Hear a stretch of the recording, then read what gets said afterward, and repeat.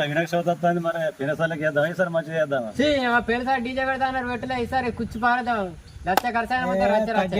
DJ బాక్సులు కొనుక్కొద్దాం amplifier కొనుక్కొద్దాం వైరింగ్ కొనుక్కొద్దాం లైట్ సెట్ కొనుక్కొద్దాం డెకరేషన్ కొనుక్కొద్దాం పేద చేద్దాం 20 ఫీట్ల ఐనర్ తీసుకొచ్చి పెడదాం. అరే మనం అనుకుంటా అవుతుందా పెద్ద మనుషులు ఏమంటారు